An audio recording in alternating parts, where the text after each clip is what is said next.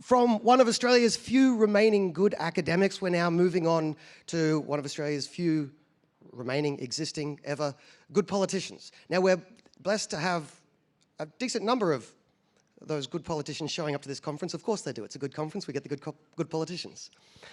So, with no disrespect to all of the others who are... Thank you. Is that a sign?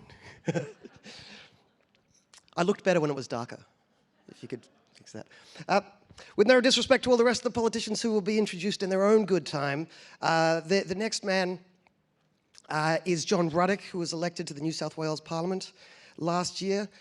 One of the things, and this is probably true of all of the politicians that are in this room, but I'm not introducing them. So when you get in politics, the temptation is very strong to go along.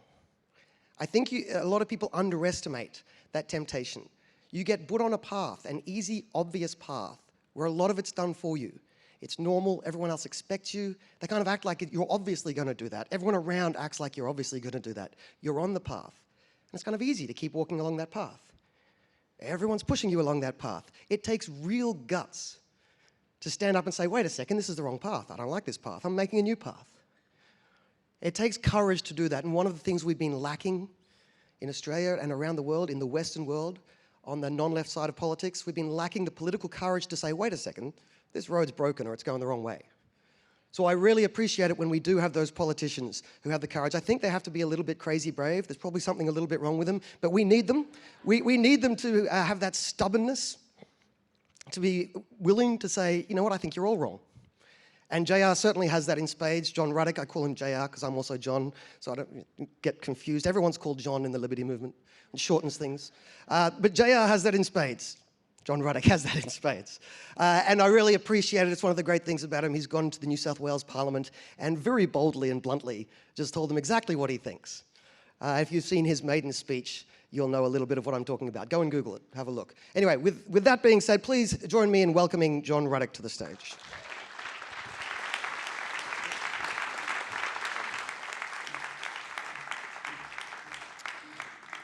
Thanks very much, John.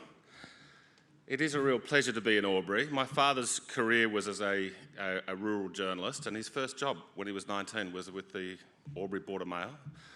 And it's also important to be here in Albury because of this is where the Liberal Party was put together in the 1940s, the early 1940s. And I just heard a shame there. But look, the truth is the Liberal Party has been, for most of its history, a pretty good party compared to other centre-right parties in the Western world. And Robert Menzies was a great figure. And you know, the Liberal Party has really dominated Australian politics. A lot of people here would remember the good government, in my view, of Bob Hawke and Paul Keating, because they just copied Margaret Thatcher, so that was a good thing. They have dominated Australian politics. The Hawke and Keating, they won 5 elections, which was absolutely unprecedented. The Labor Party has never won 2 elections in a row, federal elections.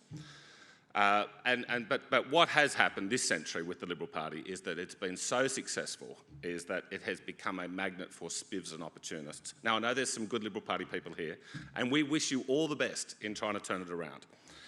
Okay, now, Topher has asked me to speak on Argentina, but just before I do that, I'm guessing if this is a Topher Field organised event that there's going to be 1 or 2 people here who played their role in the resistance to the COVID mania. And about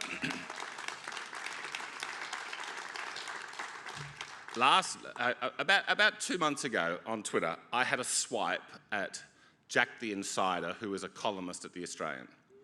Now, look, the Murdoch press has its critics. The truth is it is extremely diverse. There is no other media organisation in this country which has such a diversity of opinion. Yes, it probably leans to the right, but they have had Jack the Insider, whose real name is Peter Hoysted. He's been writing there for about 10 years, and he's clearly a man of the left. And he was fanatically pro the COVID response and the vaccines. And so I had a swipe at him about 2 months ago on Twitter, and he had a swipe at me back. And then I said to him, I said on Twitter, I said, Peter, or Jack the Insider. I said, look, why don't we settle this? Why don't you come into Parliament House for a debate on the COVID response and in particular the vaccine program?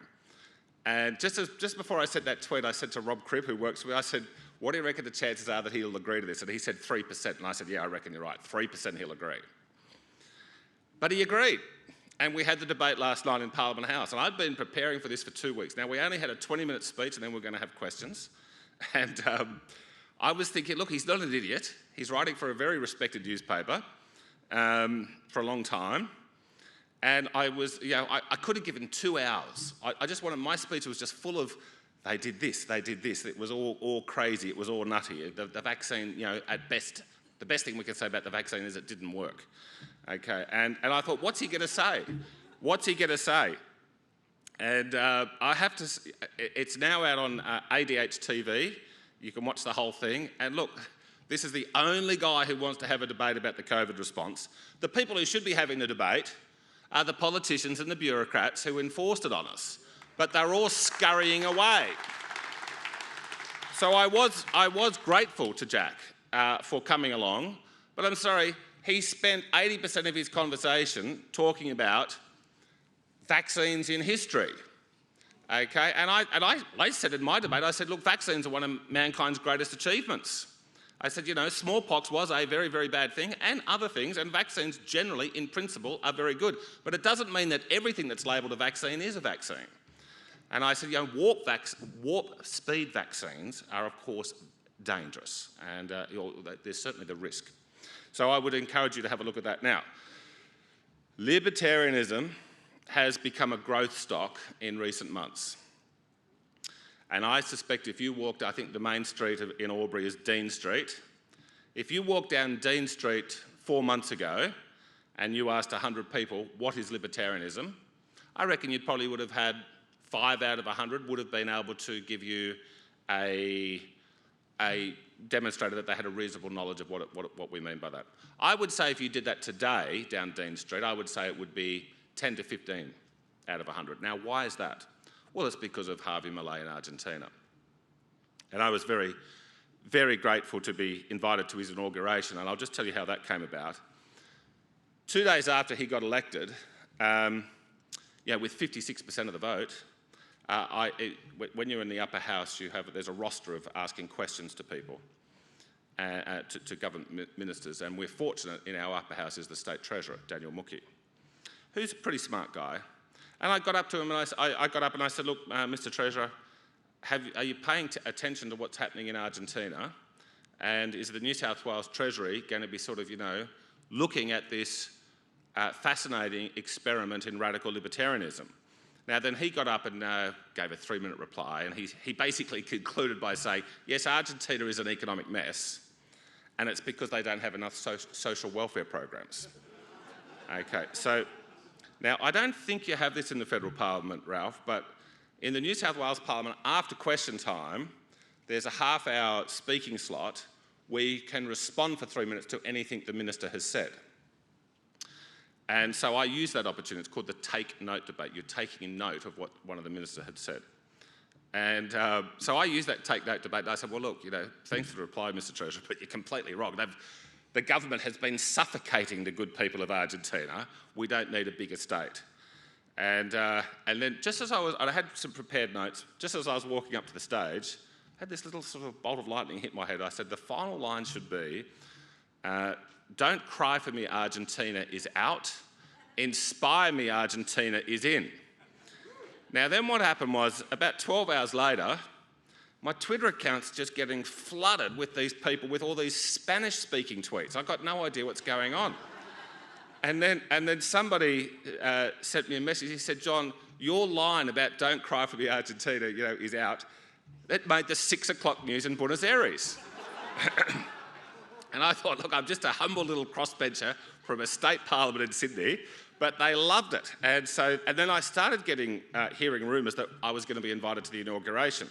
Now, the inauguration was on a Sunday, and we got to the Thursday night here in Sydney, and I thought, well, it hasn't come through, so we're not just going to turn up. But then it did come through, Thursday night. And I thought, gee, it's Thursday night, it's a big flight, and it's on Sunday. But then I realised the international dateline is our friend, so we're actually picking up a day. So we raced over to Argentina and with Ross Cameron, the president of the New South Wales division of the Libertarian Party, and we didn't get to meet Malay, but we did get to meet a number of his senior officials, his foreign minister and some of his economic advisors. But it was just fascinating to be in that country for a week. And at that, what we very much hope is not just a turning point for Argentina, but a turning point for the world. And I believe that it may well be that. Now Argentina is a mess. It was obviously a Spanish colony, and you know, the Americans fought for their independence in the 1780s successfully, and that inspired all those Spanish colonies in what we today call Latin America to do the same thing as the Americans, and that's what they did. And so in the generation after the American Revolution, all the Spanish colonies fought for their independence against Spain and won, and Argentina was one of them. So Argentina became Argentina in about 1812. Now it then spent about 50 years having chaotic government and military coups and power grabs, etc. But the good news was from 1880 onwards, Argentina had 10 governments in a row, federal governments in a row, that were absolutely committed to what they called classical liberalism, and which we would largely today call libertarianism. And so these were people that it was their absolute policy to have very low taxes, very low regulation, encouraging of foreign investment, pro-business, pro-enterprise, and that worked. And Argentina, by say World War I, Argentina had extraordinary living standards.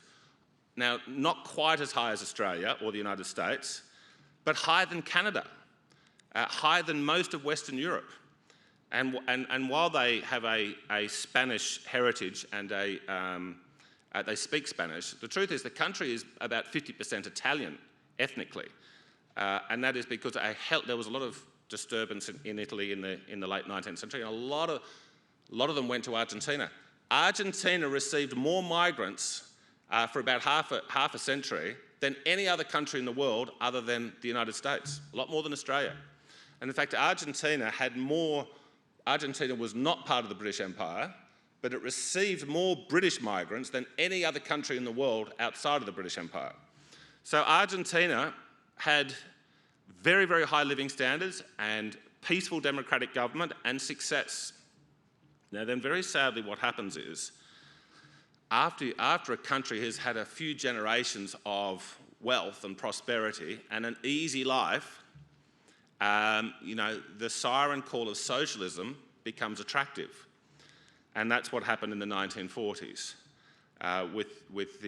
when Juan Perón came to power and his wife, Evita. And now he was not actually the president for that long. He got arrested, but the Peronists have by and large dominated Argentina up until last December. And they were socialists. They believed in a very big state, very powerful trade unions, powerful bureaucracy. And poor old Argentina, with all this potential, it's a country of 46 million people, so it's significantly larger than Australia, has just gone to hell.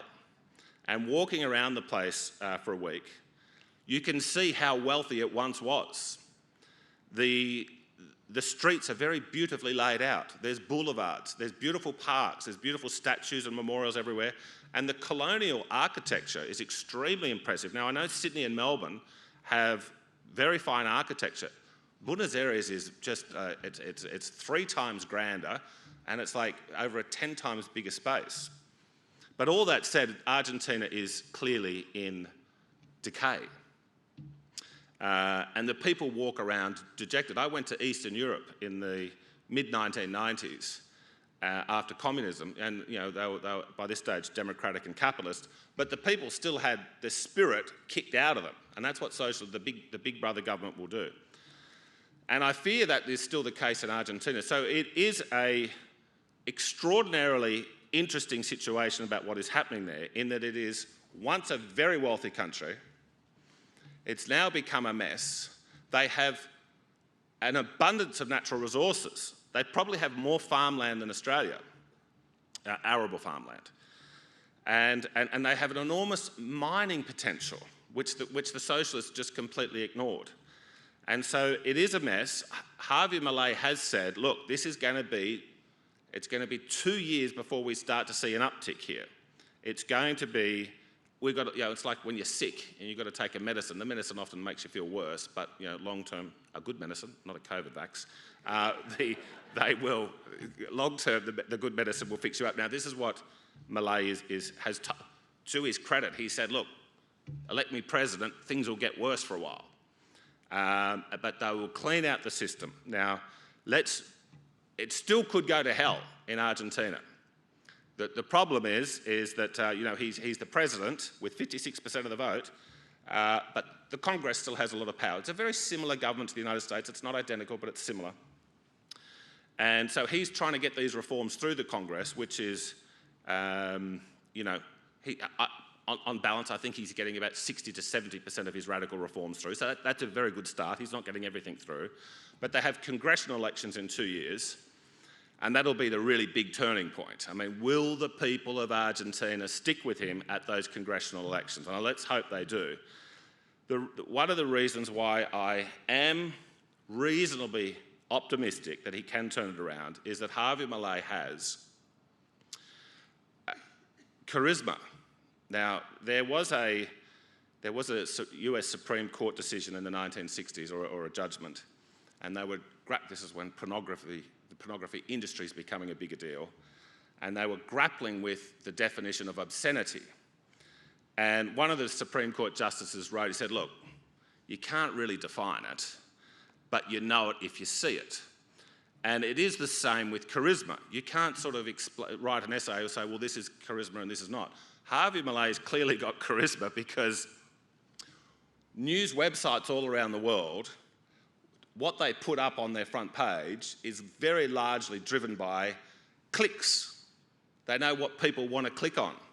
And media outlets all around the world keep putting Harvey Milei stuff up there. Now, it's a combination of his unusual hair, his chainsaws, his frequent use of expletives.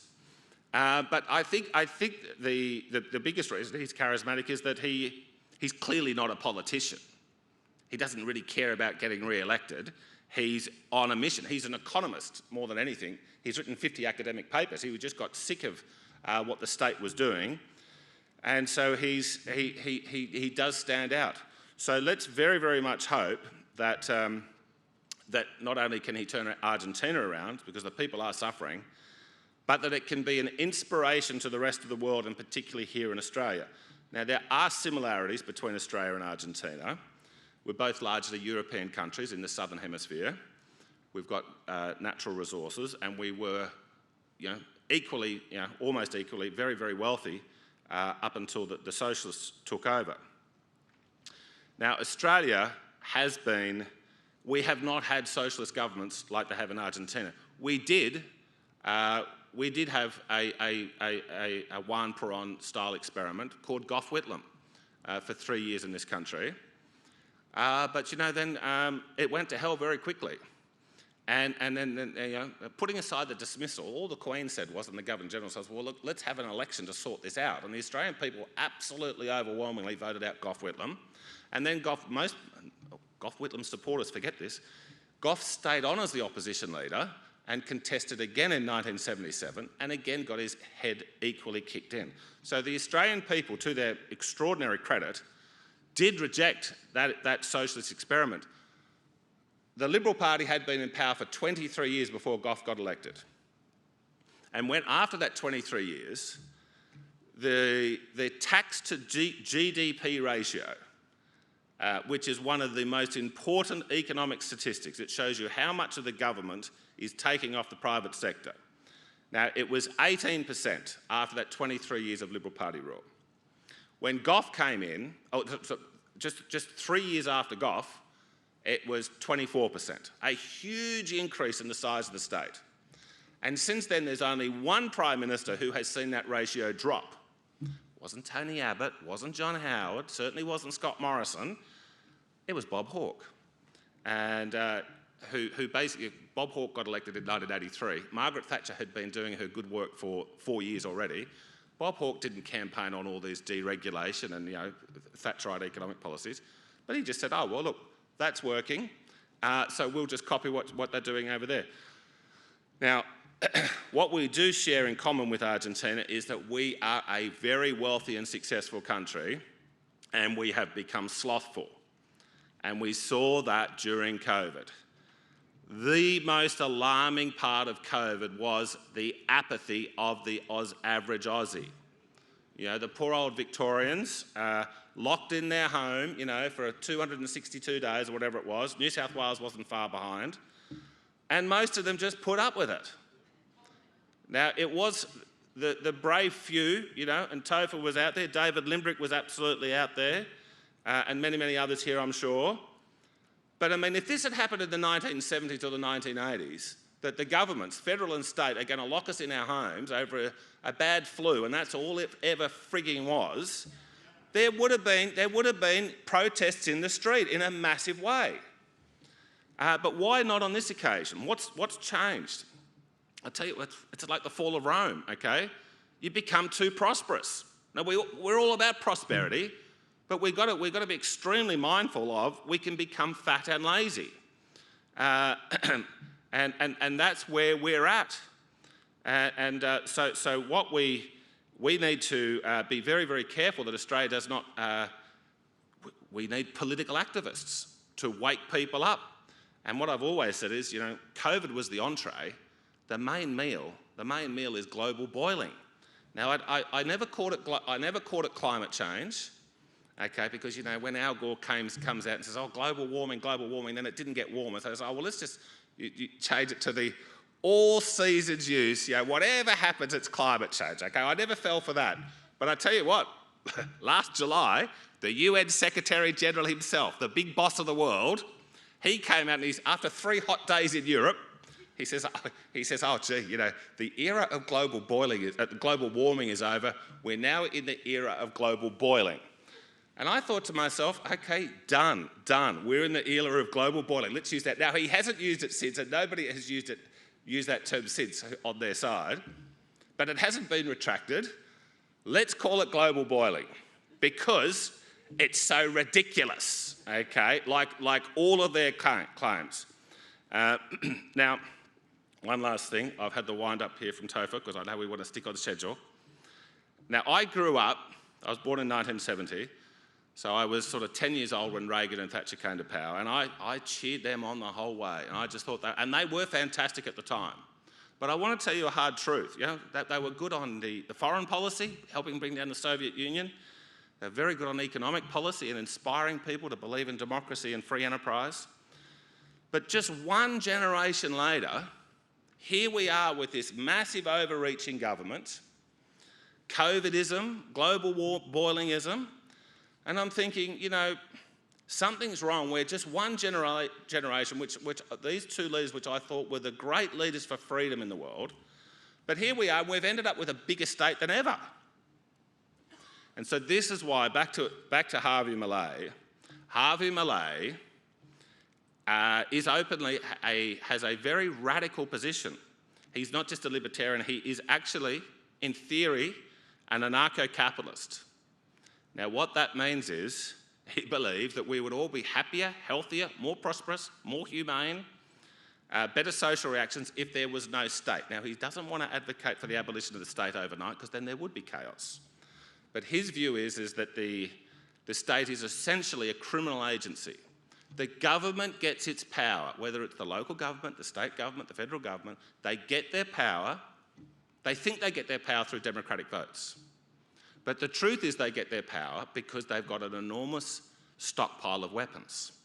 And so they can pass these laws, but the only reason people truly fall into line with those laws is because if you don't obey, eventually someone with a gun will come around to your house. That is a speeding ticket is the most inoffensive breach of the law you can do. and you get, let's say you get a $300 fine, and you just don't pay it. You get another letter saying, well, we've put it up to $400. Okay, after 2 years, if you just do not pay that fine, someone will come around with a gun and force your behaviour. So this is why I would encourage you to keep an eye on Argentina, because his goal is, over the next generation or two, to entirely phase out the government. And history does show us, wherever you have a small government, the people prosper. There was an old Chinese saying, the less the emperor does, the more that gets done. That was about 2,500 years ago, and that was very wise. That was very true. The emperor could sit up there, but when the emperor meddles with all of their authority and their weapons, things just go wrong. But if you just let the people prosper. So I'll leave you with that thought. Keep an eye on Harvey Milei. I think he might be the great libertarian hope that we've all been waiting for. Thank you very much.